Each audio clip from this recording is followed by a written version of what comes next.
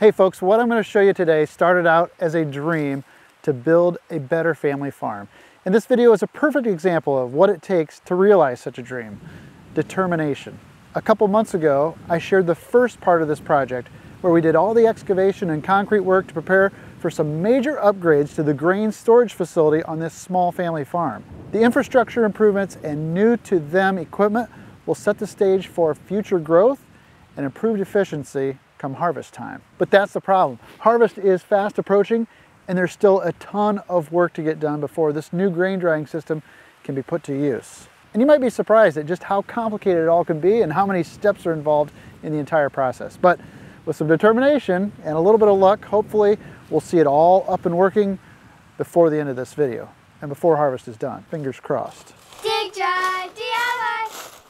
If you've ever driven anywhere in the rural Midwest and paid any attention to what's passing by your window, then no doubt you've seen what looks like giant ribbed soup cans sitting amongst the barns and pastures of many farmsteads that dot the countryside. Those giant tin cans are called grain bins, and they're used to store grain until the farmer discovers the perfect time to sell. They provide flexibility and opportunity to create the best economic return for the farmer. But grain bins aren't quite as simple as they would appear. First of all, there's the process of filling them up. Then, to prevent spoilage, the grain must either be dried to the proper moisture before or as it's being put into the bin. Then you've got to have a way to get the grain back out when it's time to go to market. All this grain handling and drying and storage requires power. It's usually electrical power. And so this story starts with the addition of a brand new power grid setup at this small farm to make the grain handling easier and more economical. It started out when the local electric company offered up the option of new three-phase power to replace the outdated single-phase service. So we're going to start with what is probably the most important component of this entire project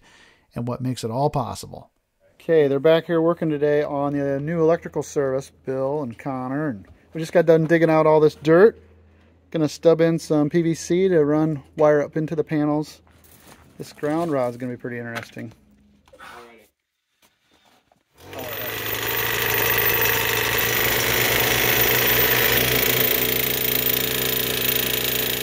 So we're gonna use a ultra weld or a CAD weld style connection for these, right? Yeah. Get on top of the ground rod, and then you're gonna put a powder and stuff in there that'll weld it to the ground rod, right? Cool. Right. So we drop this in first so that it gets to get nice and hot and stay in the melting pot. Get that lined up down. Oh, I got dirt in there. Goes in. A shot. Yep, and then the cap goes on.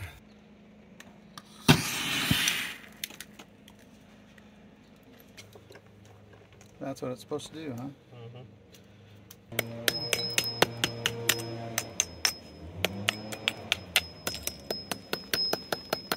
Ground rod underneath. You can see the ground rod's still red hot too. She's still cherry. There it is. Grounded. They're bonded for life. There you go. Okay. On to the next one. Okay, we're gonna mark out some backup stakes here. That way we can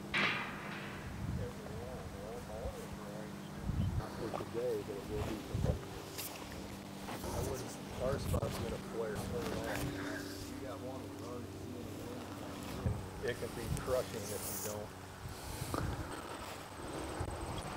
don't. My suggestion is you spray every one of them. With the new electrical cabinets and panels set in place, it was time for the power company to come in and directional bore some new conduit lines from the road to the panel set behind the barn there. But before they could do that, Greg had to locate some of the gas lines and existing power wires that were buried underneath the ground here to help avoid them from being struck with the boring machine. There are buried utilities all around this area, as you're going to see in just a few minutes. That's it. Wow, that is down there. Down there a ways. Wow. Now they're boring all the way out to the road. Cool. They got this machine bored out clear to the road. Are you all the way punched out already? He just has to dig that out a little bit, and we'll put our pull head on there, and we'll pull this first one back. If the dirt was a little solider, we can take the water area. the crank or whatever. We had not enough on here to do those. No, there wouldn't be enough. We got, these are all conduits running to different places, doing different things. There's the power that's going out to the grain bins, current power. There's a gas line underneath there. All kinds of stuff they're working around to get this hooked up. But these two biggest ones, that one and that one, are going to be what feeds the new panel over there. Got all this pipe laid in here. Looking pretty good. It is all laid in. Alright, well today they're pulling in the wire. They got to run wire from this cabinet out to the road. This is the giant spool of wire they got to put in there. So the wire is going to get pulled through the pipe underground all the way out there to that pole. So they have a pulley rigged up to the mini excavator, and then he's going to hook onto this with your truck, right? Yep. Going to pull the wire in with his truck. You'll just drive out that way and pull the wire off the spool into here, huh? Yep, that's it. That's really cool. Now that there was new three-phase power coming in from the road, it was time to distribute it out from the electrical panels to the different areas on the farm that would need power. Greg hired a different directional boring crew who would run 2 new conduits out to the grain bin site and also a 3rd conduit to the new barn since it still doesn't have electricity yet. Right now they're trying to find buried utilities with a hydro vac. It uses a pressure washer and a really strong vacuum, and they suck the dirt out.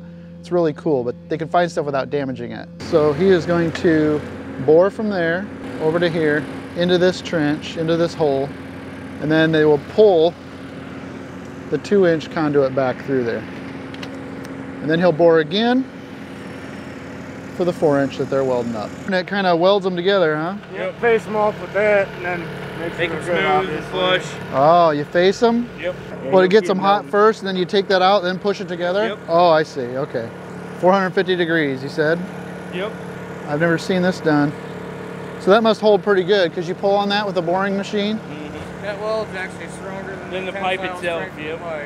The weld is stronger than the tensile strength of the pipe. Wow.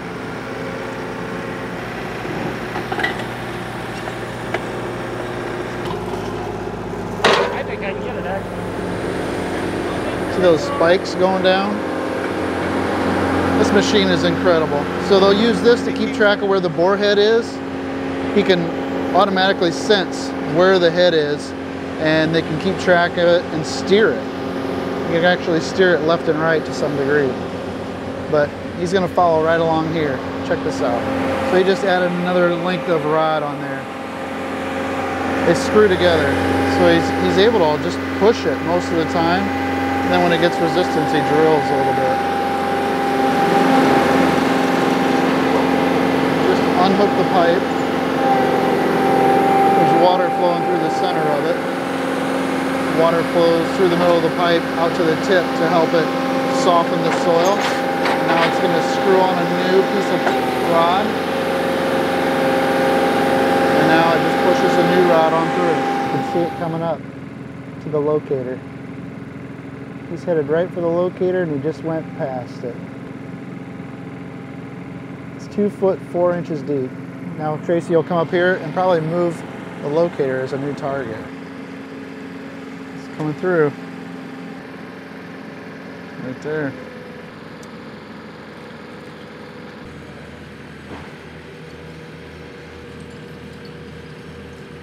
You want to go underneath that conduit probably, I think. There you go. There. Yeah. Corner right in there.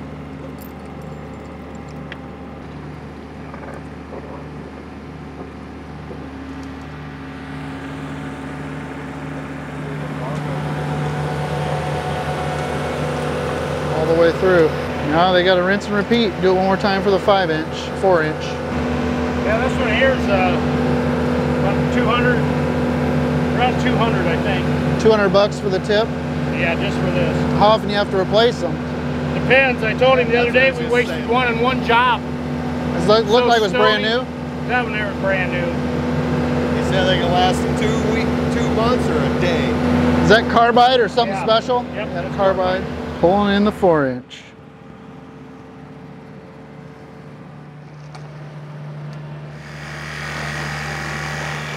Greg's spaghetti. All right, now we're inside of the building here. We got to try to dig a hole so that they can set up the bore machine in here and drill out to the panel, right underneath that panel.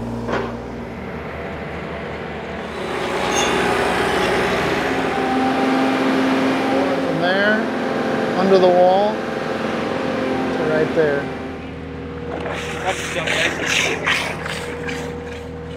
There it goes.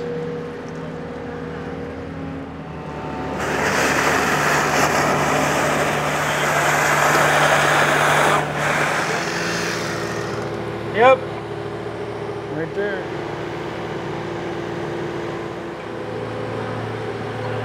I gotta tell you, those guys made that look pretty easy. Directional boring is really such a great technology, and it saves so much mess. We would have had a huge mess trying to trench all that in, but those guys are finished up. It's just now noon. So they did all that just this morning, probably over 300 foot of boring that they got done, and they're out of here. So the next thing will be starting to get this all hooked up. Now all the tubes are in the ground. Now they got to run the wires and get everything connected. We're going to do some wiring today. This is a big spool of wire. We're going to unroll it. Okay, we're just going to start feeding wire, pulling wire through all these tubes. We got wire going to the new barn way out there. We got wire going up to the house, wire going out to the grain silo and the new grain bins. I've never pulled wire this big.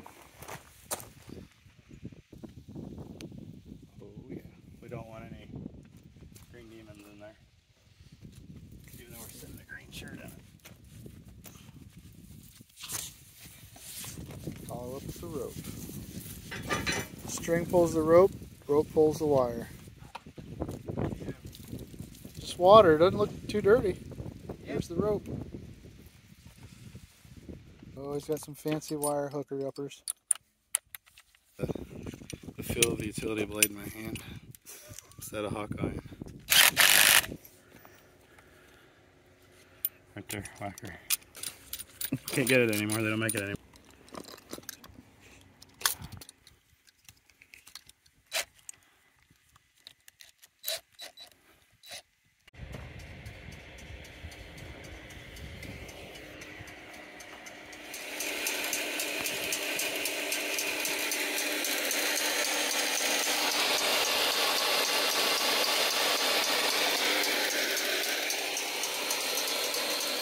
Okay, all the wires are pulled now. We got wires running in every which direction here. One out there, 3 here, and 1 out to the barn. What's the next step? Connect everything to the panel. Connect it all to the panel. Okay, we'll be back. Today is the day that they start the reassembly of the grain bins. Gotta try to figure out where all this stuff goes. Put it together. It's gonna go right here. Be interesting to see how this goes. These guys are gonna set it up. This has me thinking, so did the company that tore this down, is that the same company that's building it? No, it isn't. So how did they tear it down so that they knew, did they take a lot of special care and making sure that they could put it back together? Anyone could put it together? Do you know? Actually, the company that tore this down did a fabulous job. I don't even know them, but I'm very impressed because they did a nice job of organizing all the pieces, bundling it with metal bands, nicely labeled. Because what I think is interesting, how far away did this used bin come from? 2.5 hours away. Yeah, so I caught wind one day that he wanted to put up a new wet holding bin, and this is like new. This guy's farm is like immaculate, and everything is just primo. And I said, what are you going to do with this old wet bin? And he goes, I don't know. And I said, well, how about if I buy it? And he goes, works for me. So what all do you have to buy in order to redo an old bin? I see it looks like brand new bolts. I had to buy all new bolts. So these boxes, all these boxes are full of new bolts. New bolt. It's the bolt kit for this exact bin. So obviously, so you got bolts, concrete, and anything else? The rest of it's all just used? I got a lot of headaches and stress. Right. But here's the cool thing. This is a 7-ring bin They got 3 and the roof on today. They'll finish it tomorrow and then be ready for the crane to lift it up, to put the legs under it, and the crane, they'll mount the legs to it and then they'll set it gently in place exactly where they want it with the crane. Oh, wow. But the cool thing is, the guys that took this down, every one of these sheets are spray painted what number they are. Mm-hmm. So you know that this is ring 4. So they just completed ring 3 today. They're ready to start ring 4. And so it's all nicely laid out so you know exactly where you need to go. When you build grain bins, where is the weight of the grain the heaviest? At the top or at the bottom? So the weight's at the bottom and less at the top. So as the sheets go down, they get thicker and thicker and thicker. Look at the gauge of steel that sheet 4 is. Okay? Mm-hmm. Then come over here to the very last sheets on the bottom, which is sheet 1. Look how thick those are. Yeah, I didn't notice that. Didn't know that. So it gets thinner as it goes up, thicker as it goes down. Well, we have to wait for them to come back tomorrow, but you get to watch it resume right now. They're back today for day 2 of the grain bin raising. Cranking her up on the inside. We'll see what they get done today. It's got one centralized motor and then drive shafts to go all the way around. So we're getting ready to put on the last ring. So it's 7 rings high, and then it gets a cone bottom and it actually stands on legs. So they'll do this last ring, and these are the thickest sheets, so the heaviest. Then they'll start bolting the legs on. You can see where the legs go. Each one of those marks is a leg. So there's a lot of work to do yet. And then they'll be getting a crane here, and they'll pick the whole thing up with a crane to put the legs on, finish the legs. Between each ring it's the butyl tape.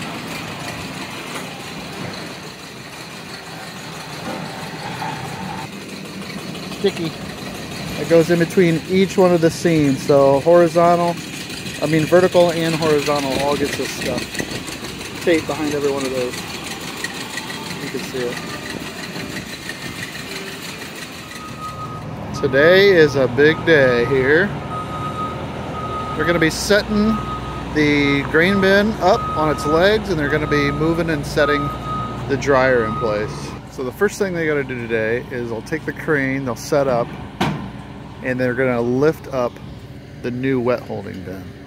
So they'll pick it up, and when they pick it up from the top, they'll put these legs on that these guys are holding. They got to get it lifted high enough to get those legs stood up. You can see how long it is as she picks up the end.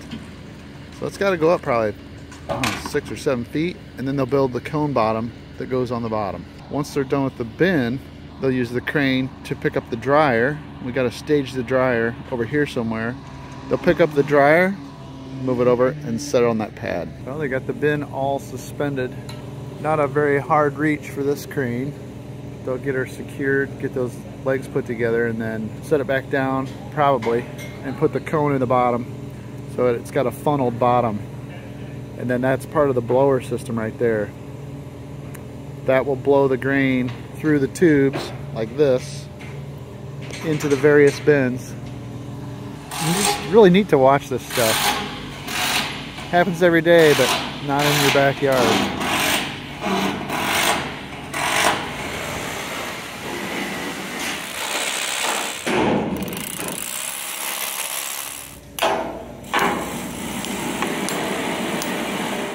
Dryer moved into position. Finally got the crane moved. They were having a little trouble with it. Something electronic was going on with the crane. Pick her up, set her over there. Should be easy peasy. It's a brand new crane. They just got it in August. Pretty nice. They're getting it ready to put the legs on it.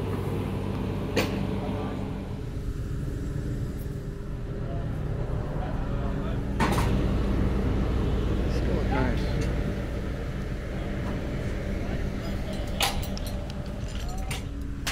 What you're watching is a used grain dryer being set in place. It'll be filled by the used wet holding bin that was just assembled. The bin will be filled with a used grain elevator that'll be fed with a used unloading auger. 4 different used components from 4 different farms from all over 2 different states. You know, to me, this seems like an overwhelming project to tackle, but for someone like Greg, well, he's got just the right motor, the right drive, the right vision to make it happen. You'll notice that the corn in the background, it's all but ready to harvest. Yet he's still very hopeful and determined to get this thing up and running to use this year. But at this point, he wasn't convinced that it could actually happen. But it wasn't going to be from a lack of trying. All right, well, I'm back today on Greg's bin project to backfill all of this electrical work. This seems like it should be really easy. It wouldn't take any time at all, but there's a little bit more to it because of, well, there's a lot of dirty dirt here. You don't know what dirty dirt is? Dirty dirt is dirt that contains a lot of other items other than dirt.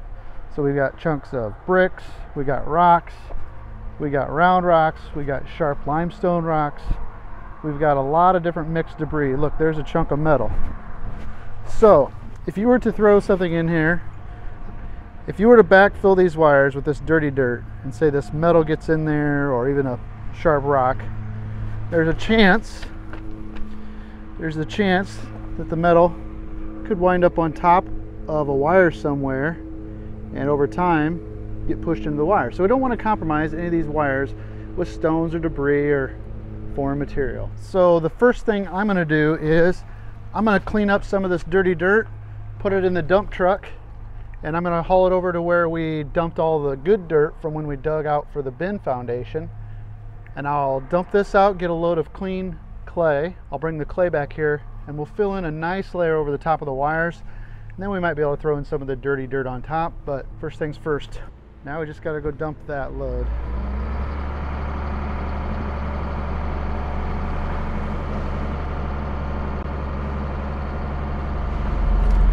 Would you look at that? Captain Kleeman, eat your heart out. Oh, not quite the triple nickel, but the 655 Ford. Still, this of course makes me think of Captain Kleeman. And if you don't know who Captain Kleeman is, you should go check him out. He's another YouTuber friend of mine, and he's actually building a boat-themed cabin in the woods. If you haven't seen it, it's worth jumping over there to check it out. He tells a great story. He's always working on lots of great projects. Captain Kleeman, just go say hi. You'll be glad you did. All right. I've never ran this backhoe before, so we're going to use this to load up the truck. This dirt looks pretty good.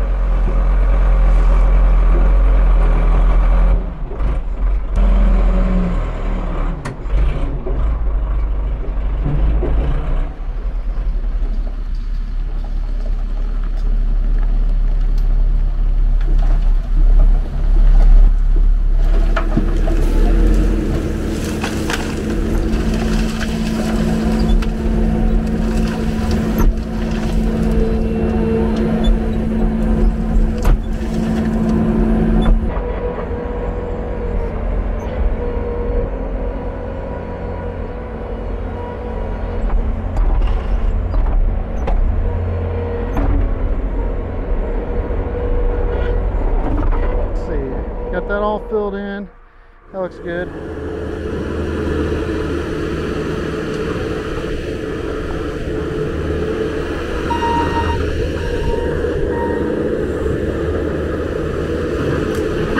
All right, we're gonna call that a wrap. Now we just got to put stone on top of it, and that'll be good. So we got to get this 1,000-gallon LP tank set back there, and that's what will provide propane to the dryer. Here's our site prep for the tank. We put down a little stone chips and some blocks. Those are 10 feet apart. The tank is 16 foot long, and that's where we hope to set that.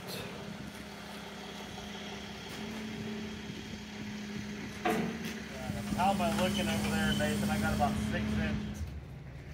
All right, propane tank set. Perfect, man. Look at that. Is that elf? It's down there right beside the liquid draw. Straight shot. Beautiful. Okay. There's how our conduit came out. Here's where they're going to hook up the propane. So there was one that we put there for the LP. And here's one here for the electrical.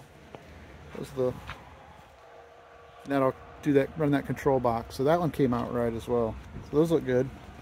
They got everything else plumbed and done. So the bin is all done and the augers are in place to run from the wet holding bin to the dryer. You see it empties up in the top there. And then once it's dry, it goes down through the dryer. And as it comes down through the dryer, it runs into here. And this is a blower. And this blower blows the dry corn into the bins.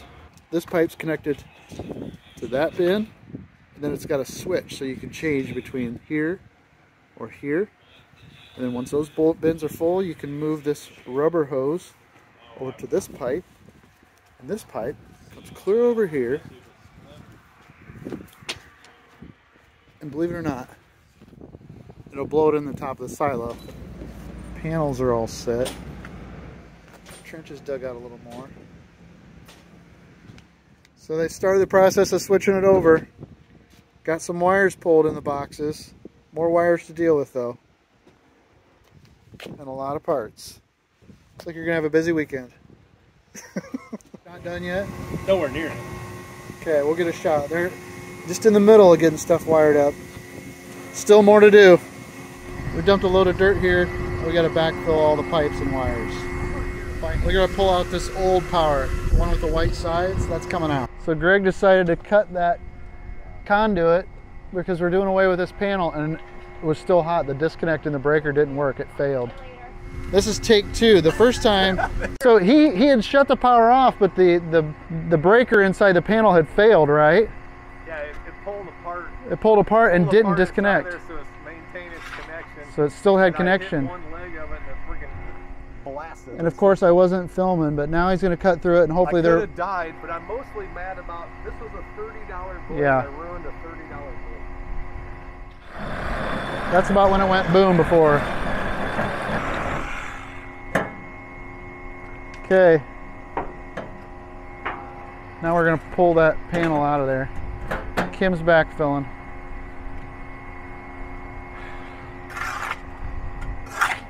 Well, I've got a 90. I tried this over.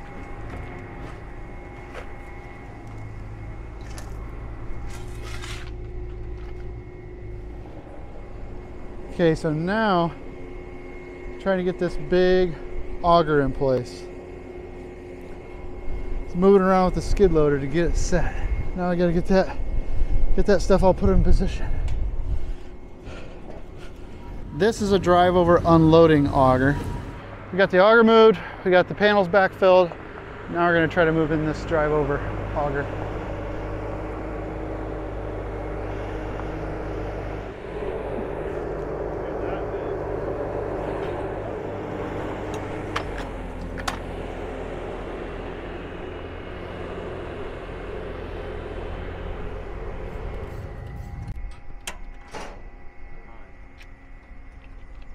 He's powering up the dryer for the first time. You got LEDs. Oh,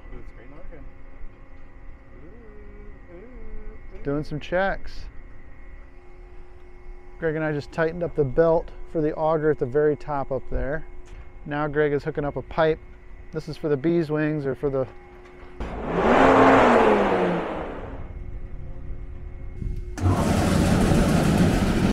More testing. All right, we've been monkeying around with this belt elevator for the last half hour. We couldn't get it to move, but it's finally unstuck.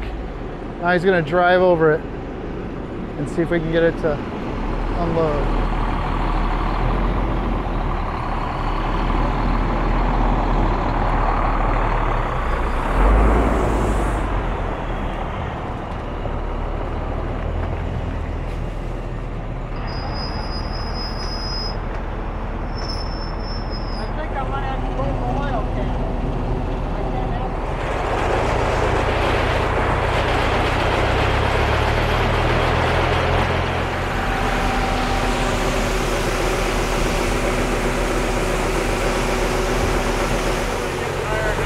Checking, they're monitoring the electrical. It look good. This is it. Corn coming out of the semi into the flat drive over auger, into the big auger here, clear up to the top of the wet holding bin. Let's see if it works. Oh yeah.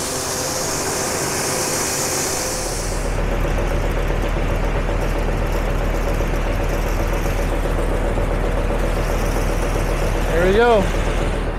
You see what happened? I see that.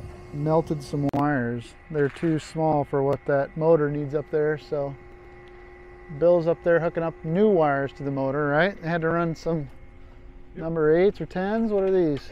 Number 10s. 10s? While the fan is burning, or what does that light indicate? So it's almost 4 o'clock now, and we've been at it all day trying to get things ready for this, but it takes a lot of trial and error. You know, this was some used equipment that was brought from a different location, and none of these components necessarily went together. Right now it's looking promising. The only thing left to do is turn on the dryer and the blower to see if it's going to heat up and actually dry corn. Don't get loud, but then it's just fan on and heater on.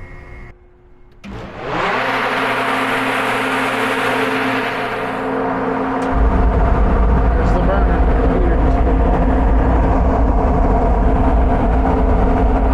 This is clear full of grain now on the outside. It starts filling up here, and then it fills each one of these columns all the way, but it doesn't fill it full. It's just around the outside. It's like 12 inches thick, and so the grain pours in around. It starts in the front, fills to the back, and now it's starting to dry, and as it dries, it'll come out the bottom and blow out of here up into the silo.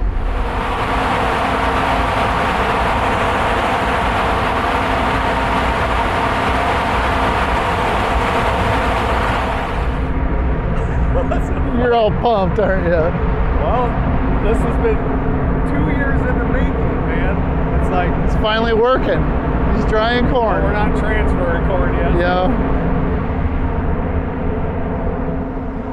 It's nice and warm already. That's really warm. It's got to dry it down to 15%. You can feel the moisture coming out. Yeah, you can feel it as soon as you start it up.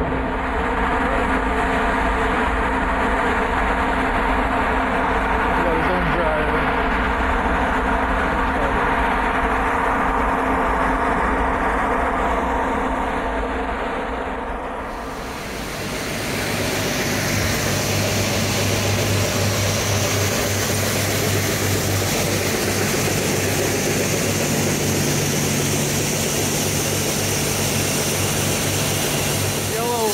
The yellow indicators mean that the bin is full. The new system has been up and running now for almost 2 days, and it seems to be working pretty well. No complaints. They're able to get the wet holding bin clear full, which means now they just have to wait on the dryer, and they're in the process of filling up the silo and the other 2 bins. So all is good. Just shows you what a little bit of determination can do, and a little used equipment, but it's going to make things much better around here. So I want to thank you for being around here. Thanks for clicking on this video. I hope that you liked it, and if I'm lucky, I'll see you in the next one. Thanks so much for watching. Gotta get back to work.